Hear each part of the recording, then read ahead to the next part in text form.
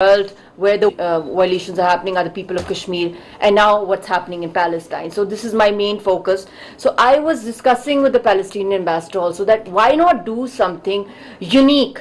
One thing is that the governments are saying it, the Senate is saying, the parliaments are saying it, the UN is condemning it, human rights organizations. Why not just focus only on the geopolitics, geoeconomics? Let's, widen our thinking. How he said that this was an attack.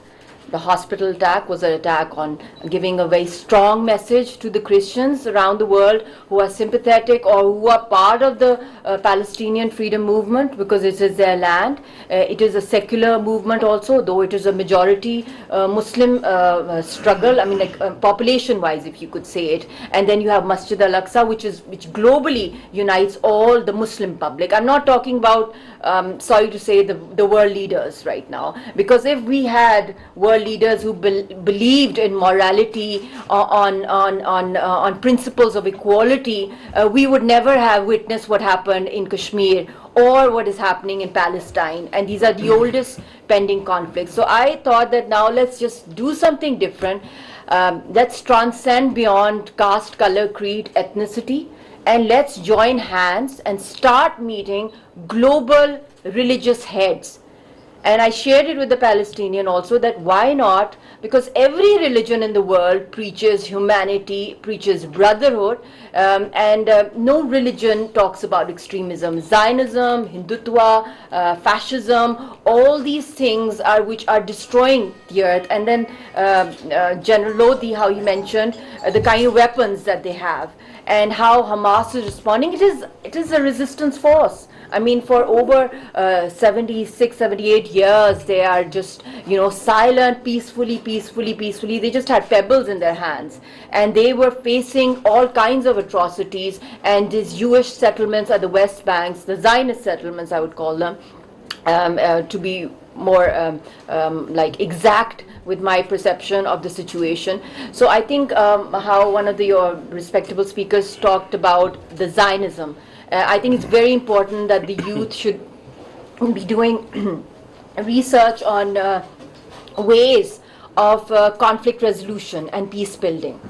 And where are the lapses, and are we always going to depend on only just the dynamics of political governments, or just on human rights organizations and just a few reports coming forward and not being challenged under international law or universal jurisdictions, like establishing Commission of Inquiry? Dr. Waleed you're lucky to have such a dynamic professor. He has not just suffered in Kashmir, he has been in third-degree torture cells over there, and he's also an intellectual. When you have suffered and then you are doing your intellectualism, I think that brings the pain also, it emboldens it and it brings it forward with a lot of passion and finesse, and you know how the aggressors play with us, be it the Indians and be it the Israelis. So this nexus became stronger. You can't blame that what Israel did right now. Did the world stand up for the Kashmiris 5th of August? Sadly, nobody did. But karma, or the law of nature, responded with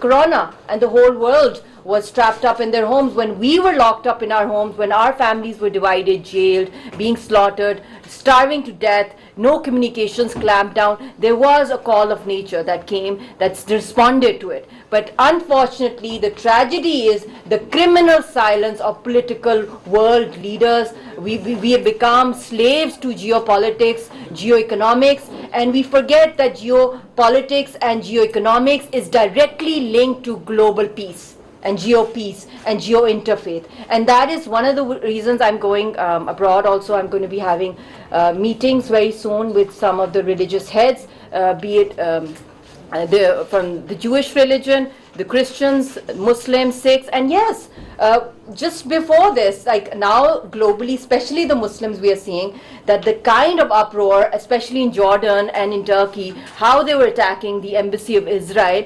they had to cancel it. the Jordan's king, the meeting with Joe Biden, and the president of Palestine also avoided it because it was the global power of the public coming out, thronging on the roads, and unless and until we don't just become digits, we come out practically, phone is nothing. This is all one-sided. Now the opinions that are coming, sorry to say, about Palestine, most of them are being raised because the media is supporting Israel. So what we need is, we need to go back to, the past, the way it was, public mobilization. Public should come out, public is coming out, public is enraged, and that is also one of the reasons why the Saudis were coming very close to a pact with Israel, and they can't because of the global dynamics. So Israel has been exposed in the global public, especially in the Muslim Ummah, the masses. I'm not talking about the leaders right now. Whatever they say, they condemn it, but practical measures we've hardly seen. Otherwise, we would not be where we are here, where my husband is languishing in a death cell, one-sided, everything is being decided against him. What's happening with the Palestinians? We lost Kilani Sahab. They've raised all our leadership. The Palestinians and the Kashmiris were the most peaceful resistance movements in the world, but at the same time, they are the most dangerous zones for engulfing not just those regions but the entire world. So we need to study the nuclear, the phosphorus shells are used in Kashmir. There were many pictures that were floated where bodies were mutilated with chemical weapons. Same white phosphorus is being used in Palestine. There are so many similarities. So now the problem is that we are ready to face them. We are directly combating the biggest aggressors. But the problem is the global public. That needs to be engaged. And secondly, religious heads. They need to finally come under the platform of interfaith harmony to resolve these oldest pending conflicts in the world. So we need to extend our ideas, expand them, and we have researchers like Dr. Yasmin, you've done on GS, you've done on gender policy national. We're working with you on with Ms. Amina. She was discussing that with me. So we need scholars, we need intellectuals to brainstorm of, because world order is redefined now. Don't think that this is going to simmer down in a few days or few weeks. This is going to affect the entire globe. So we need to move with it with some new ideas. And I think on the basis of faith, we have World Muslim League, we have Dr. Alisa. I discussed it with him last year as well, that it is my passion that we want to resolve Kashmir issue. Let's do it through interfaith harmony. We have people of various faiths around the world. Let's join hands, because these are crusades of sophisticated times of extremism. And this is the new religion in the world which is ruling the world.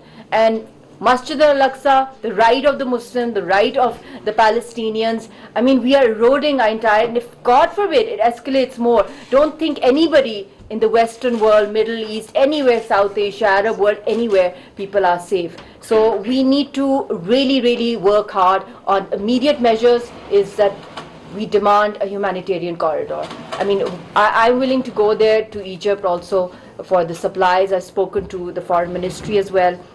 And also to Jordan to meet the government officials of Palestine. I've discussed it with the Palestinian ambassador as well, and he was just telling me that the last time political head visited was, I think, General Ayub Khan. He met his counterpart over there many decades ago. So he said this is going to be a very strong message if the Kashmiris and the Pakistanis, they come forward all the way to Egypt or to Jordan right now and express strong solidarity, because this is the moment. This is the moment where we have to raise their morale. They're very brave, and every Palestinian, I'm in touch with a lot of Palestinian families from the past, because we share a lot of common problems. And one of the ladies there who's also fighting for her husband's release for the past 20 years, she's campaigning around the world for his release. And you learn, because when you're on common ground, you're people of conflict, you have unresolved agendas, you have humanitarian tragedies, your identity is being snatched. So you get kind of this exceptional courage and this will that the Palestinians right now have, and they're like, life is nothing. It is the least we can do to